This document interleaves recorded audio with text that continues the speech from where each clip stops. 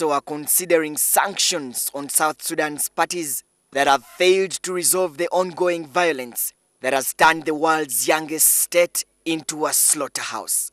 This after the UN peacekeeping chief Harvey Ladsley presented to the 15-membered council that unless there are serious consequences for the parties to cease the violence and engage in meaningful talks, the toll on the innocent civilians will continue to rise. After a closed-door session, AFP, an international news agency, reported that US and France called for the sanctions against South Sudan for the spiraling violence. France's representative to the United Nations Security Council, Gerard Harold, told the media after the meeting that maybe we have to face the fact that we can't cooperate with this government anymore. We need some soul-searching about what the UN should do in South Sudan.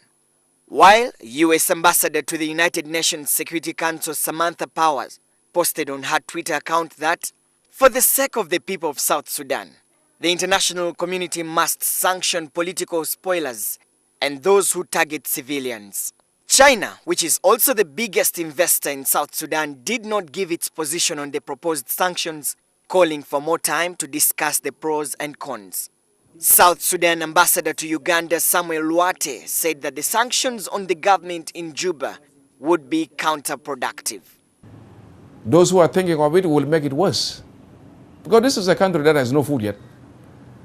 Country that is still working very hard at least to produce food for the country.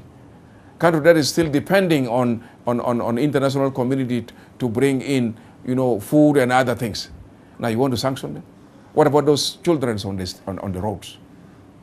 Ambassador Luate said Vice President Riek Machar, however, should face sanctions for the atrocities he committed.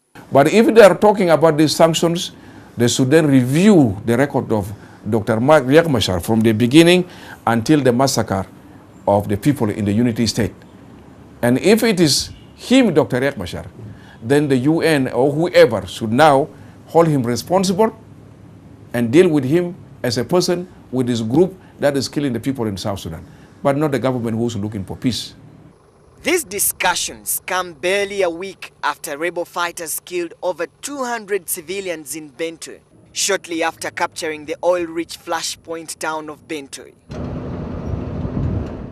At the time, Machar's forces seemed to be gaining an upper hand, especially in the volatile Unity and Upper Nile states. South Sudan President Salva Kiir yesterday sacked the army's Chief of General Staff, General James Hoth Mai, and the head of the military intelligence, Major General Mark Paul Quall. The sacking of James Hoth Mai, who is Noor, could be viewed from an ethnic prism as an attempt by Kiir to peg the army of Machar's kinsmen. The term limit is 4 years. 4 years to serve as a Chief of Staff in the army. But in the case of this Chief of Staff, General James Hoth Mai, he has served longer. He has served his country very well. And therefore, the government believes that it is a time also to inject a new blood to that position. General James Hoth Mai was replaced by Paul Malong, who is of the Dinka ethnicity. Kiir did not give any reasons for the changes. Solomon Serwanja, NTV.